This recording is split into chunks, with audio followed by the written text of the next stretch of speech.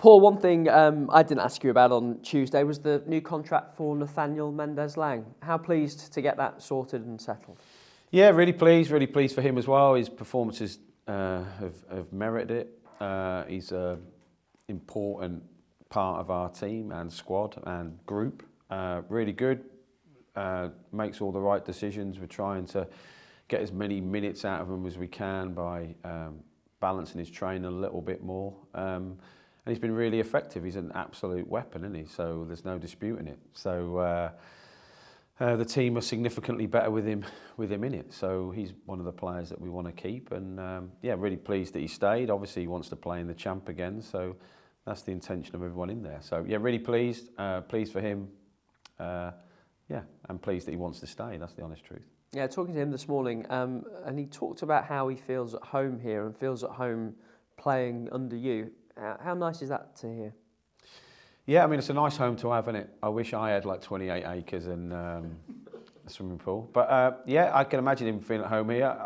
I think my coaching staff, with everybody here, go out of their way to make players feel cared for, I think. So it's good that he feels he's in an environment that can play. I think, I mean, I love Nat because he's funny. So I mean, I know on this camera I'm not, but off camera I'm probably a bit more charismatic. So I get on with him. I can like send him funny things and vice versa. So our relationship's pretty strong, but our relationship is built on the respect, really. He has to perform at a level and I have to be part of trying to get the best out of him. So I'm glad he feels at home. And if you do feel comfortable, you do play your best football. My best football was under my, favourite managers, really.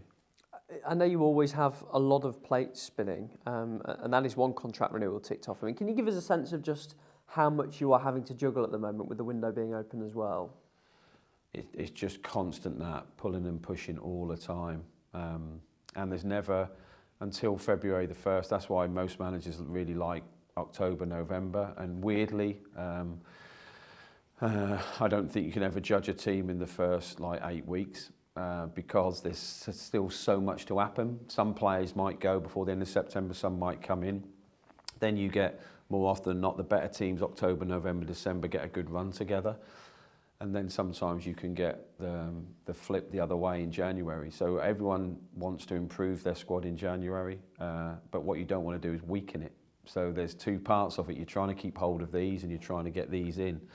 And then to get these in, you might have to let 2 of them go, but you can't let 2 of them go till you know those can come in. And only if those 2 want to go and they've got somewhere to go to. If they've got nowhere they can go to, you can't get them in. It's a constant, it's like playing 3 different Jengas at different times, and under one Jenga floor that it's just vibrating a bit, under one it's just going up and down, and one's still, and you're just constantly playing that, you constantly moving pieces. And there's a lot of moving parts to it, obviously. It isn't just my opinion, it's the, my coaches, the recruiters, Stephen, David, there's, a lot to it. The board, they need to know, like when we have meetings about why we're trying to do it and why and how does it work in the summer, what happens, what league we're in, what. So it's a constant evolving thing. Thank you for that. A quick word on Tuesday, if you can bear it. Yeah. What's the biggest takeaway from the defeat in the Cup? For me, never to be overconfident, I think.